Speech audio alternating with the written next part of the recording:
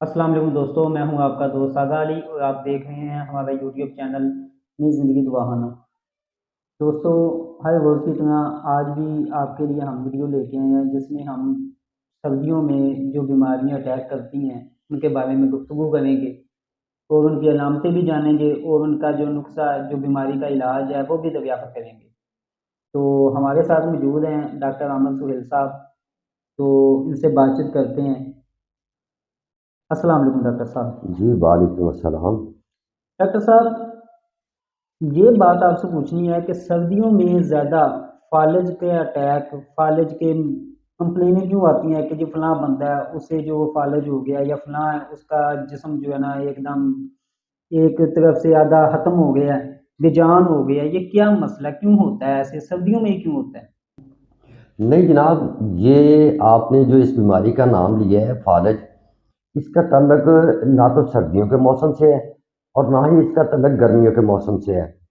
یہ گرمیوں میں بھی اسی طرح ہو جاتا ہے اور سردیوں میں بھی اسی طرح ہو جاتا ہے، لیکن اس کے پیچھے اس کی ایک بڑی وجہ پائی جاتی ہے جن وجوہات کی بنا پر یہ فالج کا اٹیک ہوتا ہے۔ اس بیماری کا تعلق یا تو خون کی کمی سے بھی ہو سکتا ہے اور یا پھر پٹھوں کی کمزوری کی وجہ سے بھی ہو سکتا ہے۔ خون کی کمی کی وجہ سے انسان کے جسم میں جب خون کی کمی ہونا شروع ہو جاتی ہے تو پھر انسان کا جو ہے نا وہ خون گاڑھا ہونا شروع ہو جاتا ہے، اور جب خون گاڑھا ہو جائے تو پھر اس کو سرکولیشن میں کافی دقت کا سامنا کرنا پڑتا ہے۔ تو مطلب کہ آپ کے کہنے کا مقصد یہ ہے کہ سردیوں کی وجہ سے یہ اٹیک، ہارٹ اٹیک نہیں ہوتے یا فالج کے اٹیک نہیں ہوتے، یہ دراصل حقیقت یہ بیماری ہوتی ہے جی جو جی مکمل جب عروج پہ اپنے آ جاتی ہے تو انسان کو جو ہے نا فریکچر کر دیتی ہے، مثلا اٹیک کر دیتی ہے اس پہ۔ جی بالکل، ایک تو خون کی کمی کی وجہ سے خون گاڑھا ہونا شروع ہو جاتا ہے،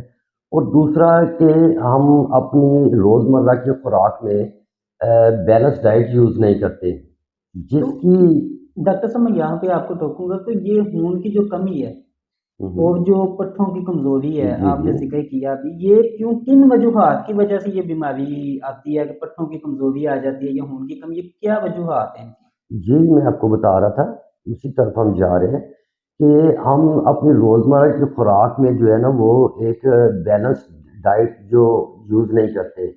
ہمارے خوراک میں ہمیں پورے وائٹامنس نہیں ملتے۔ ہوں۔ اگر ہماری خوراک میں پورے وائٹامنس نہ ملے تو پھر خون کی کمی ہونا شروع ہو جائے گی۔ جب خون کی کمی ہونا شروع ہو جائے گی تو پھر آہستہ آہستہ خون گاڑھا ہونا شروع ہو جائے گا۔ جی جب خون گاڑھا ہو جائے گا تو اس کو ہماری وینس میں اس کو چلنے میں، سرکولیشن میں دقت محسوس ہوگی، اور یوں پھر پٹھوں کی کمزوری بھی ہو جاتی ہے۔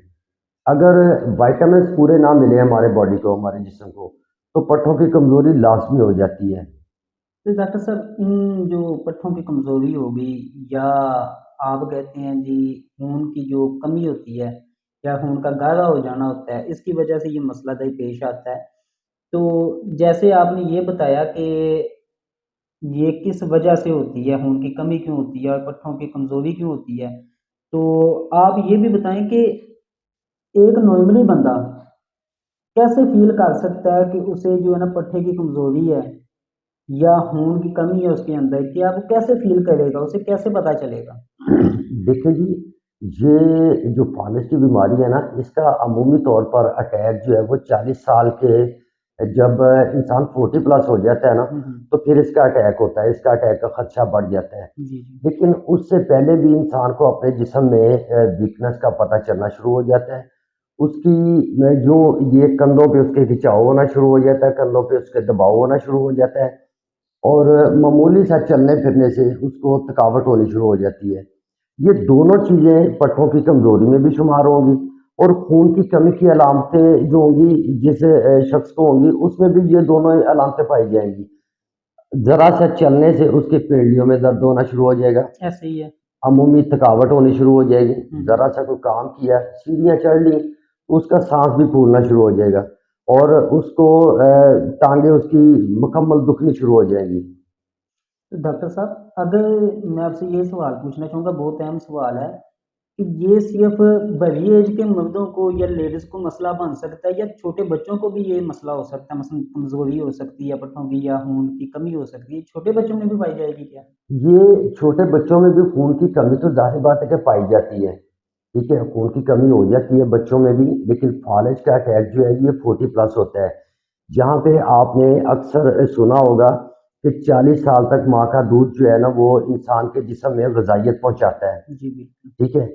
جب انسان کے جسم میں ماں کے دودھ کی غذائیت کا اثر جب تک رہتا ہے اتنی دیر تک انسان کے جسم میں قوت مدافعت رہتی ہے، جی ٹھیک ہے۔ اور جب یہ قوت مدافعت کم ہونا شروع ہو جاتی ہے تو پھر انسان کے جسم میں 100 طرح کی بیماریاں اٹیک کرنا شروع کر دیتی ہیں۔ تو ڈاکٹر صاحب، یہ تو ہوگی آپ کی بات کہ یہ کیوں فالج کا اٹیک ہوتا ہے جی۔ یا اس کی علامتیں کیا ہوتی ہیں، تو اب جو ہے ہماری ناظرین کو یہ بھی بتائیں کہ اس کے لپٹنے کا ہوں ہوں۔ کیا طریقہ کار ہے، اسے کیسے ہم اس سے بچ سکتے ہیں، یا اگر کوئی اس میں بیماری میں شکار ہے تو وہ کیسے بچ سکتا ہے، اسے ختم کر سکتا ہے، یا کوئی ہونے والا ہے تو وہ اس سے کی آپ گریز ہے؟ مثلاً کہ کوئی ایسی چیز ہو جو اگر کوئی شکار ہے اس بیماری میں تو وہ استعمال کرے وہ ٹھیک ہو جائے، اور اگر کوئی ابھی مثلاً 100 میں سے 10% اس کا شکار ہے تو وہ بھی استعمال کرنے سے ٹھیک ہو جائے، اسے آگے سے مثلاً کوئی مسئلہ نہ بنے، اس جس بیماری کا شکار نہ ہو، ایسا کوئی نسخہ بتائیں؟ یہ میرے پاس نا کچھ عرصہ پہلے ایک پیشنٹ آئے، ان کو کافی دور سے آئے تھے وہ، جی ان کو جو فالج کا ان کو مسئلہ تھا، ان کو بنا ہوا کافی دیر سے بنا ہوا تھا، اور ساتھ میں ان کا بلڈ پریشر ہائی ہو رہا تھا۔ ہوں بیسیکلی ان کا خون گاڑھا ہو گیا تھا، خون گاڑھا ہونے کی وجہ سے ان کو یہ فالج کا اٹیک، خون گاڑھا ہونے کی وجہ سے ان کو بلڈ پریشر ہائی ہوا، ٹھیک ہے، بلڈ پریشر ہائی ہونے کے بعد ان کو پھر فالج کا اٹیک بن گیا۔ میں نے ان کو بالکل بھی کسی قسم کی میڈیکیشن نہیں کی، بالکل بھی، ایک ان کو سادہ سا اور آسان سا ایک گھریلو نسخہ ان کو بتایا۔ ان کو میں نے صرف یہ بتایا کہ آپ نے تھوڑا سا ادرک لے لینا ہے، ہوں تھوڑا سا لہسن لے لینا ہے، ٹھیک ہے، اور تھوڑا سا انار دانہ لے لینا ہے، یہ گھریلو نسخہ، اور تھوڑا سا پودینہ لے لینا، یہ یوں ہی سمجھ لیجئے کہ برابر مقدار میں لے لینے آپ نے۔ ان کو آپ نے یا تو گرائنڈ کر لیں، تو یا پھر ان کی کسی دوسری طریقے سے کوٹ کے ان کی چٹنی بنا لیں۔ انہوں نے بھی ایسے ہی چٹنی بنائی ان کی۔ جی ان کا کچھ عرصہ استعمال کرنے کے بعد ان کا جو ہے وہ بلڈ پریشر نارمل ہونا شروع ہو گیا، اور ان کا خون بھی ان کا پتلا ہونا شروع ہو گیا۔ تو ان کا جو فالج کا معاملہ تھا وہ آہستہ آہستہ ان کا بالکل ٹھیک ہو گیا، اور اب میرے پاس وہ آتے ہیں، ماشاءاللہ سے مجھے دیکھ کے بڑی خوشی محسوس ہوتی جی ہے کہ وہ بالکل ٹھیک اور تندرست ہو چکے ہوئے ہیں۔ ڈاکٹر صاحب، یہ چیز میں آپ سے پوچھوں گا کہ ایک بندہ ہے وہ یہ چیز استعمال کرتا ہے، جو آپ نے نسخہ بتایا ہے یہ استعمال کرتا ہے، اور اس کے باوجود نسخہ استعمال کرنے کے باوجود وہ ساتھ میں کن دوبارہ اس کی صحت صحیح نہیں ہوتی، مثلا اس بیماری سے جان نہیں چھوٹتی اس کی، تو ظاہری بات ہے وہ پرہیز نہیں کرے گا، تو اس کی پرہیز بھی بتا دیں کہ موسم سرما میں اسے کیا کھانا چاہیے، یا ویسے ہی دونوں موسموں میں اسے کیا چیز استعمال کرنی چاہیے، کن چیزوں سے پرہیز کرنا چاہیے، کیسے اپنے آپ کو جو ہے نا فٹ رکھ سکے انسان؟ دیکھیں جی، یہ جو فالج کا مریض ہوتا ہے نا، یہ عموماً ہم لوگ کہتے ہیں، گھروں میں کہتے ہیں کہ جی گرمی ہو گئی ہے، ٹھنڈی چیزیں استعمال کرو، ٹھنڈی چیزیں استعمال کرو، لیکن جس شخص کو فالج ہو جائے اس شخص کو ٹھنڈی چیزوں سے تو بالکل بھی پرہیز رکھنا چاہیے۔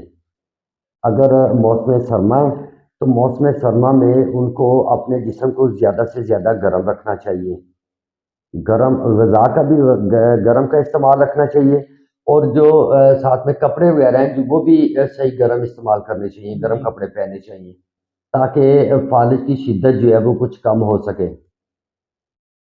تو ڈاکٹر صاحب، ایک اور میرے ذہن میں بات آ گئی کہ یہ جو لوگ کہتے ہیں کہ جنگلی کبوتر ہے ہوں۔ جی اس کی یخنی بنا کے پئیں، یہ فالج کا مریض جو ہوتا ہے وہ جس ٹھیک ہو جائے گا اس سے، یہ بات کس حد تک ٹھیک ہے؟ یہ کافی حد تک، یہ دیکھیں، یہ چیزیں آتی ہیں غذا میں، ہوں یہ جنگلی کبوتر یہ ایک غذا کے طور پہ استعمال کر سکتے ہیں، آپ اس کو دوا کے طور پہ استعمال نہیں کر سکتے، کیونکہ یہ کوئی میڈیسن نہیں ہے، نہ تو یہ جڑی بوٹی ہے، نہ تو یہ انگلش میڈیسن ہے، जी। इसको ग़िज़ा के तौर पे इस्तेमाल कर सकते हैं। फ़ालज के पेशेंट के लिए इसका बहुत अच्छा रिज़ल्ट सामने आया है। ठीक हो गया, तो ठीक है नाज़रीन, हम डॉक्टर साहब का भी शुक्रिया अदा करते हैं जिन्होंने हमें ये नुस्ख़ा बताया और इसकी जो बीमारी है, इसकी अलामतें भी बताई, परहेज़ भी बताई। और आप लोगों का भी मैं शुक्रिया अदा करता हूँ जो ये वीडियो देख रहे हैं। और अगर आप में से कोई इस बीमारी का शिकार है, तो लाज़मी ये नुस्ख़ा जो है ना इस्तेमाल कीजिएगा। घर का आसान, बहुत ही आसान नुस्ख़ा है ये कि घर में ये चीज़ें सारी दस्तयाब होती हैं जो नुस्खे में बताई गई हैं। और दूसरी बात ये आ जाती है, अगर अल्लाह ना करे आप में से कोई बीमार है या इस बीमारी का शिकार है, वो तो फिर खुद इस्तेमाल करे। और अगर आप अल्लाह करे कि बिल्कुल ठीक हैं, तंदुरुस्त हैं, तो आगे इस वीडियो को शेयर करें। अगर कोई इस बीमारी में जकड़ा हुआ है या जकड़ने वाला है, तो वो इस वीडियो को देखे और ये चीज़ें इस्तेमाल करें, ये नुस्ख़ा आज़माए और शिफ़ा पाए। ये आपके लिए भी बाइस सवाब है और डॉक्टर साहब के लिए भी बाइस सवाब है जो फ़ी सबीलिल्लाह ये काम को अंजाम दे रहे हैं। अच्छा काम है, ये नेकी का काम है। तो वीडियो अच्छी लगी तो वीडियो को लाइक कीजिएगा, चैनल को सब्सक्राइब कीजिएगा और बेल आइकन के बटन को प्रेस कीजिएगा कि आने वाली भी हमारी तमाम वीडियो आप तक बआसानी से पहुँचे। तो मिलते हैं नेक्स्ट वीडियो में। अल्लाह हाफ़िज़।